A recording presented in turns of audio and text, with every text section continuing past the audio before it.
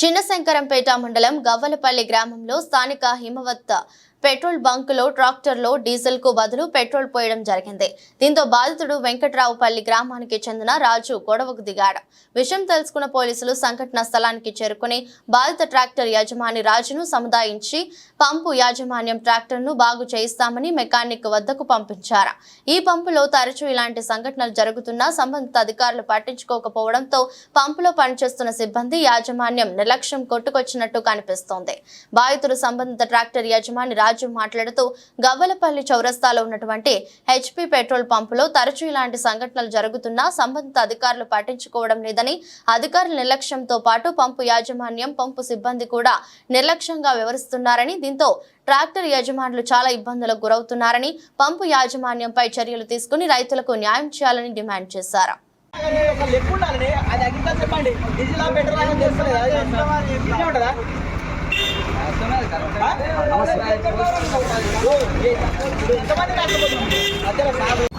నువ్వురా ఇట్లా వీడియో తీసుకుంటారా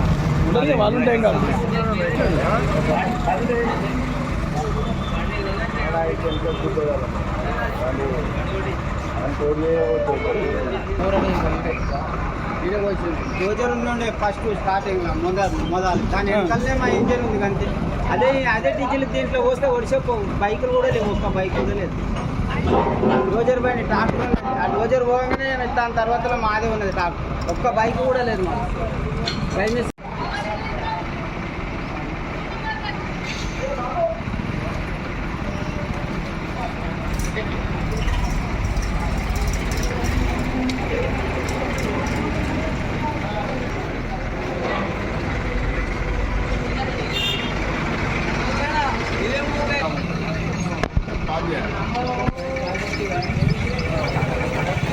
మాకు ఏమైంది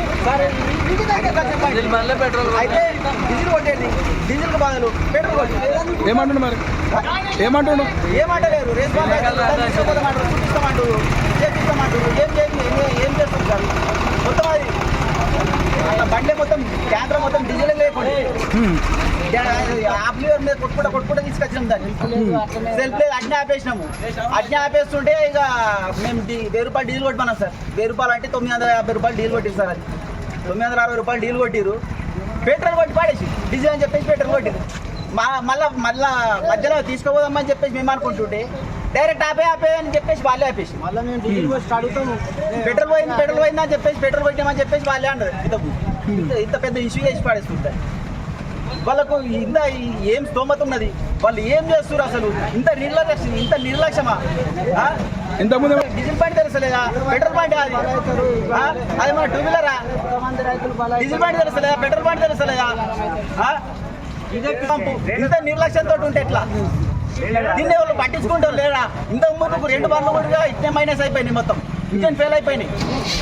ఇంతకుముందు జరిగింది కూడా జరిగింది అన్న. షాల్పేట బండి ఇంతకు ముందు 2 బండ్లు ఇంతకు ముందుకు, దీంతో మూడో బండి కూడా ఇంత అవగాహన మొత్తం ఏం లేకుండా అయిపోతుంది. దీన్ని పట్టించుకుంటే ఎవ్వరు లేరా? దీనికి ప్రజల దృష్టికి అసలు తీసుకోపోరా? ఈ పంప్ అంటే ఇంత నిర్లక్ష్యం అయిపోతుందా అన్న? దీన్ని ఒకటే మాట విన్నపంగా చెప్పగలుగుతున్నా. దీన్ని అధికారులు వచ్చి దీన్ని పంపు మీద యాక్షన్ తీసుకోవాలని కోరుతున్నాను.